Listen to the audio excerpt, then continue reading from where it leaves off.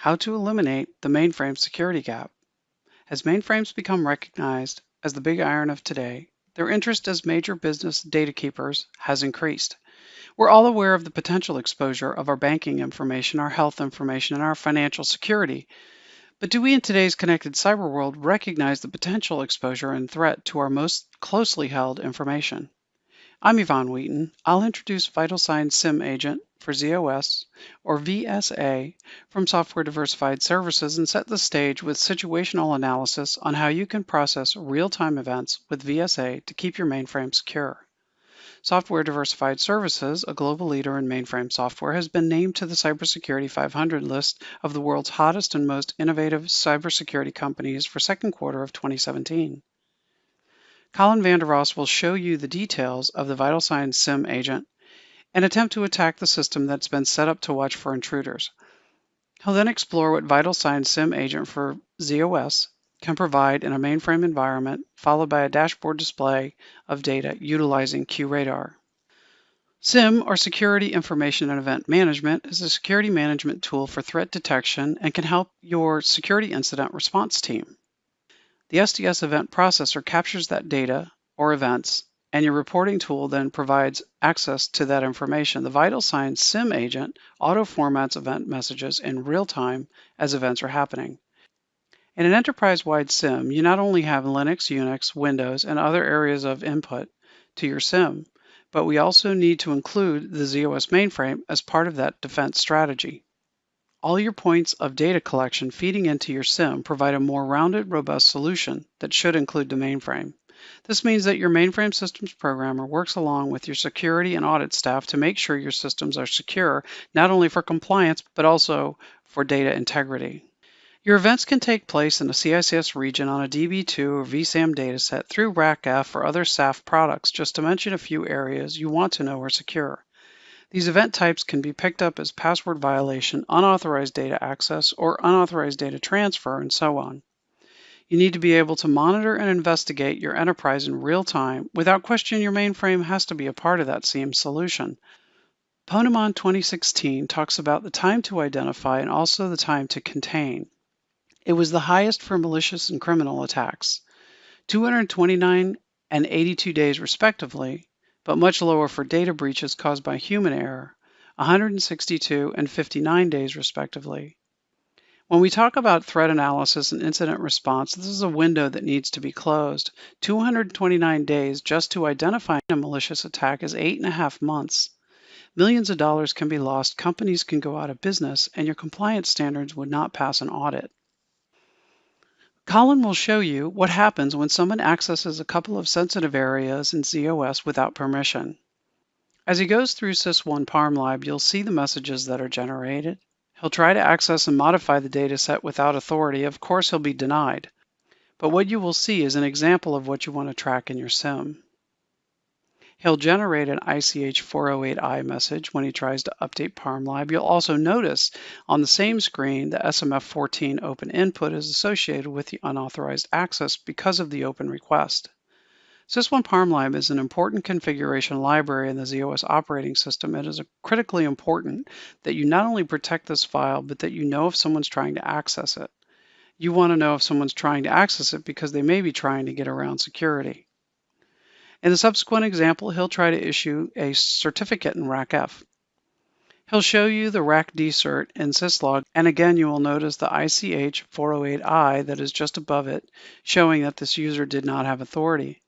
RACF authorization, security information, determines the system resource a new user can access. The user is assigned a group and given specific group authority to perform specific functions. When we're talking about key pairs for data transfer or exfiltration, think about RACF access, and so to create a digital certificate and potentially a public-private key pair to remove data from your mainframe. So I'll now hand it over to Colin so he can show you VitalSigns SIEM Agent for ZOS. Colin? Thank you, Yvonne. So let's go about generating some right to operator messages and some events. So I've gone to sys1.parmlab. I do believe I do not have access to this, so I'm going to try and create a member here, and let's save that. And before I hit the save button, I want to show you the real-time nature of this product. So I'm gonna get that ICH 408 iMessage immediately after trying hitting the save button here. There you can see ICH, that's the RACF message. I don't have access to PalmLab. And if I go to my syslog server, and I'm just doing this to illustrate the real-time nature of the product, there you can see immediately it popped up. It said my user ID was not allowed to update sys1.palmlab, insufficient access authority. And now you can see that this product is truly a real-time monitor. It's not near-time. As the event occurred, I saw this on my syslog monitor. So this is just a syslog monitor I've got going. I just wanted to show you this um, to illustrate the real-time nature of the product. So I'm going to close that off, and I'm going to try and generate. I've gone into, let's go back, I'm in RACF. I'm going to go to option 7 and try and generate a digital certificate, and they generated, and there you can see the message came along: I'm not authorized to issue the rack dsert command. Again, if I look in the starter task, there you can see the message popped up immediately that says that the message was sent off to my enterprise SIM. So this agent is configured to send messages to QRadar. I'm going to go to QRadar. I've logged on to QRadar. Let me just make some more real estate here. Let's click on the log activity so we can go and examine some of the records that was written, and also that rack dsert command. So there's a lot of messages that's coming up here that might not be relevant to what I want to view. Let's click on the add filter operand, and I want to go and I want to set up a filter. In this particular case, let's set it up for log source group. So this is a function on the SIM itself, and we're saying it's equals. This is what's so nice about the SIM, is all of the information is really available. You can set up filters, you can set up triggers, and now I've filtered it so that it only shows ZOS events or any activity coming from the LPAS in my environment. Let's change it. Let's go for the last 15 minutes. So that'll just update that for me. And I also have the option of viewing the information differently. So over the last 15 minutes, there you can see the trend. Looks like I've got some canned stuff going in the background, but that was generated from my 014 alpha. But let's change that, and let's change the default display. Let's change it to username, and let's get a feel for what is occurring from a username point of view. So while that loads up, here you can see there's a bunch of users logged on the STS LPAS. Looks like there's been a few violations, and my user ID is BCVR1, and you can see BDJM1 looks like he was doing a bunch of things. So if I go down to BCVR1, that's the IP address of my agent that is running, and it looks like there was multiple events for. So I can click on that. It opens up a new window, and now this window will give me more detail about this one event that occurred on my enterprise SIM. In this case, it is QRadar. So it looks like there's the rack dsert command. I can double click on that, opens up another window, and now some more detail about what this user was trying to do.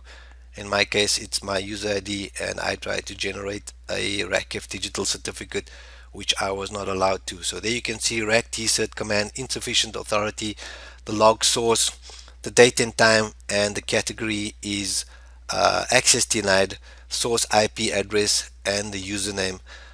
I can even go in more detail, drill down one more level, and get some additional information about this event. So there you can see access denied and the date and time, all of this good information about this event. So truly in real time.